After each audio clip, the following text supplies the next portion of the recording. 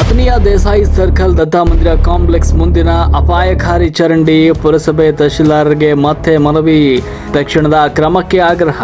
ಪಟ್ಟಣದ ಅತ್ಯಂತ ಜನನಿಬಿಡ ಪ್ರದೇಶವಾದ ದೇಸಾಯಿ ಸರ್ಕಲ್ ಎದುರಿಗಿರುವ ದತ್ತಾ ಮಂದಿರ ಕಾಂಪ್ಲೆಕ್ಸ್ ಮುಂಭಾಗದಲ್ಲಿರುವ ಬೃಹತ್ ಚರಂಡಿಯ ಮುಚ್ಚಳಿಕೆ ಸಂಪೂರ್ಣವಾಗಿ ಮುರಿದಿದ್ದು ಬಲಿಪೀಠವಾಗಿ ಮಾರ್ಪಟ್ಟಿದ್ರೂ ಕೂಡ ಪುರಸಭೆ ಹಾಗೂ ತಾಲೂಕು ಆಡಳಿತ ಕಣ್ಣಿದ್ದು ಕುರುಡರಂತೆ ವರ್ತಿಸುತ್ತಿರುವುದಕ್ಕೆ ಸಾರ್ವಜನಿಕ ವಲಯದಲ್ಲಿ ಆಕ್ರೋಶ ವ್ಯಕ್ತವಾಗಿದೆ.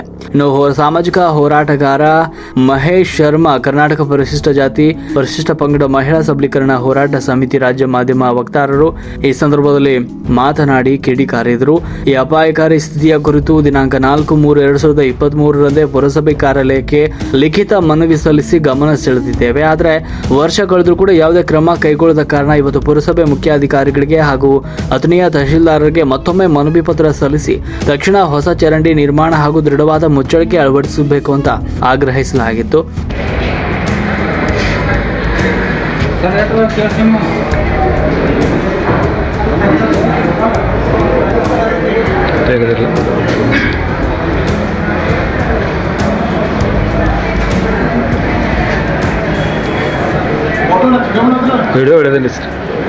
ಇನ್ನು ಸದರಿ ಕಾಂಪ್ಲೆಕ್ಸ್ ಅಂಗಡಿಯಲ್ಲಿ ಜೆರಾಕ್ಸ್ ಅಂಗಡಿಗಳು, ಚಹಾ, ಹೋಟೆಲ್, ಮೆಡಿಕಲ್ ಶಾಪ್, ಹಲವಾರು ವಾಣಿಜ್ಯ ಮಳಿಗೆಗಳಿದ್ದು ದಿನನಿತ್ಯ ಸಾವಿರಾರು ಗ್ರಾಹಕರು, ಹಿರಿಯ ನಾಗರಿಕರು, ಮಹಿಳೆಯರು ಇದೇ ಮಾರ್ಗವಾಗಿ ಸಂಚರಿಸ್ತಾರೆ.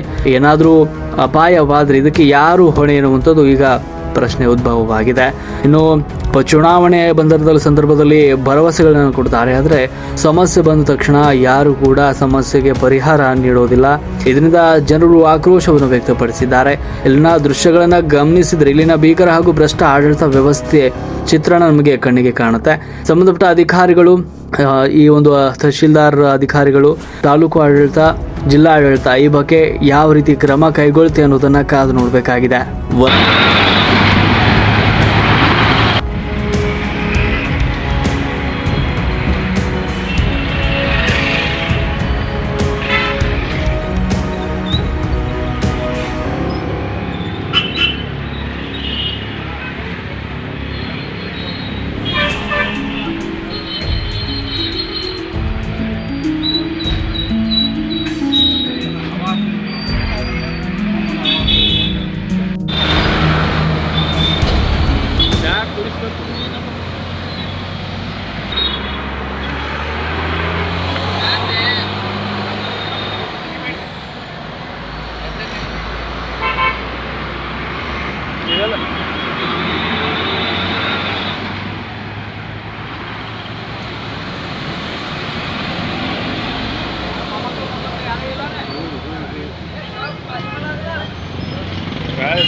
ಒಂದಿಷ್ಟು